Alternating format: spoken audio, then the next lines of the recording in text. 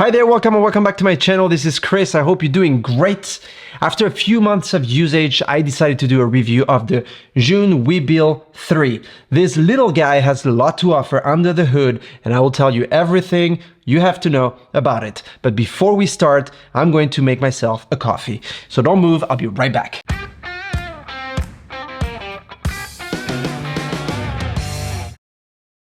All right, much better. So let's tackle this guy. The first thing that I really like about it is the weight. So they shaved off a lot of grams here, and we're talking 1.1 kilo versus, for example, the Crane 2S that I have right here. This guy is almost 2 kilograms. So you can see that it's almost half the weight, and I already thought this was an improvement. So that tells you a lot. When you have to do long events, or you have to do, a lot of filming, a lot of shooting with the same gimbal, you also have the same back, and after a while, you're gonna feel it. So that's the first pro. The second thing that I really liked is the size and the fact that it's so compact. In fact, if you remove the tripod like so, this thing becomes really, really small, as you can tell. And that is way better than any other gimbal from Zhiyun that can take such a payload. So that's a big pro. Okay, the next two things might sound a little bit gimmicky and gadgety, but it's the fact that there is an onboard microphone and an onboard 1000 lumens light right here. Now I say that because I first thought, okay, who's gonna need this little light? I mean, you just get a little light, you put it next to your camera or whatever, and off you go. Now the thing is this, sometimes you don't have the time, you don't think about it, or you're on, run and gun, and you don't think about adding an extra light. So this can come very, very handy. In fact, the other day I was on a work site, I do that a lot, a construction site, and I document the progress. There was this guy who was putting this ventilation duct, and it was very dark, okay? Sometimes on construction sites, there's very limited amount of light. So I did the shot, and I really wanted to show the name of the company on his t-shirt. And at that point, I thought, oh my God, I have an extra light on board. So I turned that thing on, 1000 lumens, and you can see here the results side by side. It is much better. It adds that extra pop that allowed me to get that result. In another example, where I was this time in a theater here in Lausanne, Switzerland, and they're renovating the theater, and there's like no light, absolutely no light in there, okay? Everything is black, the walls are painted in black, so you're not gonna get any sun ray. They only have a few LEDs, and when I went all the way up, you could not even stand because the ceiling is so low. I had barely any light, and I was in S-Log 3, 16,000 ISO, so I was already pushing it. And what I decided to do is to turn on the little light, and it gave me that extra pop. That was not a lot, but it was something more as a fill light. All this to say that it is great to have, and I'm glad they added this. On the microphone, I think the quality of the microphone is not that great, but it is better than the mic you have on your camera. So in case you don't have your lav mic or your wireless microphones or your boom mic or whatever, you still have that option to connect the mic to your camera. Next thing up here is the wrist rest. Now the wrist rest is a great option, but I will tell you later why it is a must. You cannot buy this gimbal without it. This thing is great because sometimes, when you're holding your camera like this, you start feeling it up here on your wrist. Now this is handling part of the payload, and instead of being front heavy, it helps with holding the camera better. And I found that to be very comfortable ergonomically. It is great. It adds an extra little support, and when you do longer shoots, that can be something very handy to have. There are different modes, the usual modes that you find in all the gimbals from Zhiyun, such as the Go mode, the POV mode, which I love, by the way. As you can see in this shot, I was again on the construction site, and I could just record my movement as if I was an FPV type of thing. And I really like that. And then there's the usual ones, the pan and follow, lock, and so on. Now, one mode that I think is great is the vertical mode. So you can shoot for your social media, and all you have to do is literally press a button, your gimbal will turn into vertical mode, and then you can go ahead and film like that. So it is a little bit limiting in terms of movement when you have a Sony a7S III on there, but it works fine, when you just have to take a quick shot for social media, you can do so. One thing that I personally like, some will have mixed feelings about that, but is the placement of the buttons. So right here we have the record mode and joystick. And these guys, when you hold your gimbal like so, they're right there by your thumb. Once again, if you have a wrist rest, it's better to be able to hold the whole thing and not have too much weight on your wrist, but it allows you to access those buttons straight from your thumb. That can be something useful. I found it very useful.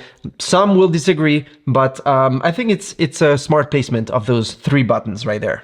There is a customizable front wheel right here. What I use this for is for the aperture personally, because when there's a lot of variation of light, especially again on the construction site, or when I go shoot an event indoor, outdoor, and I change all the time, I like to be able to change my aperture from shot to shot without having to go on the camera and change the settings. Now, autonomy wise, there's a 7800 milliamp hour battery in here. So they promote it as having 21 hours of power reserve.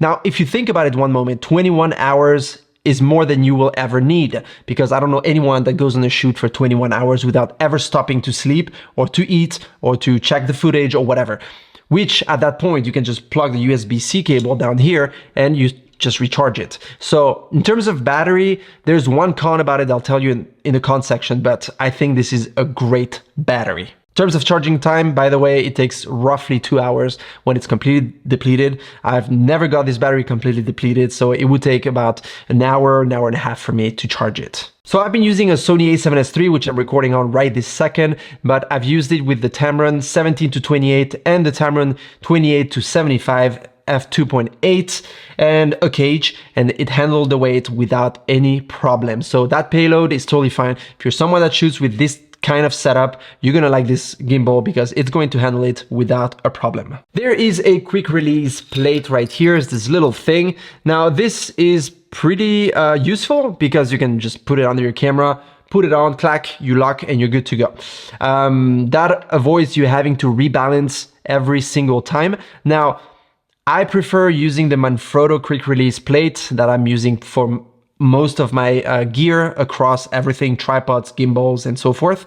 But this can be very useful if you don't own that, or if you don't have a lot of gear and you just want to take off your camera, you don't have to rebalance every time. So great addition from Zhiyun. Now the grip is, I think, much better. You can hold this thing. They did it in a way that it's actually comfortable, because most of the other gimbals from Zhiyun, I'm sorry to say, they were absolutely horrible in terms of grip. Like the Crane 2S, as I said in my video, you can go check up here, was very painful. My back was starting to hurt after a few hours. There was the Crane 3 Lab. That one also, you had to hold it in a weird position and it just didn't work, didn't feel comfortable. Now they did something that actually feels very good to hold, even with a heavier payload. Lastly, there is this tripod that I mentioned earlier. Now, the cool thing about it is if you're using the wrist rest, you can actually put it down like so, and it will hold on the table. Now, the only problem with this, just as a little con, is if someone knocks it off, it will fall down. So if you add a camera on here that costs several thousands of dollars, I would not advise not using the tripod. In other words, use the tripod when you can. If you need to stay compact and light, maybe, just put it, but be careful. All right, that concludes the pro section. Let's now talk about the con section. My first con here is a wrist rest, meaning the button to power the gimbal is down here. So if you don't put a wrist rest like I did at the beginning, I didn't have it, I had to order it separately. Well, every time I would go down, I would press with the bone here of my wrist on the power button. And it is not like DJI where you have to press and press again and hold. In this case, you just press and hold, and that's it. Your gimbal turns off. So you're in the middle of a shoot and your camera just turns off and it starts looking down and you go, what the hell? So that is really, really dumb, the placement. I'm sorry, but Zhiyun, next time place it somewhere else, anywhere else, but not there. The next con is the battery. The one thing that I don't like is the fact that you can't remove the battery like you could do with the previous models.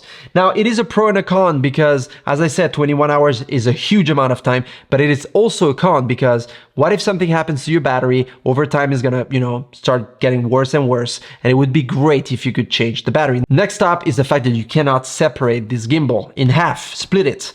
And I hate to bring DJI into this, but this is the first original version of the DJI Ronin SC, and one thing they do is that you can actually separate it in half, remove the tripod, and you're good to go. This can go in your backpack, in your suitcase, or whatever. This can't. This stays this big.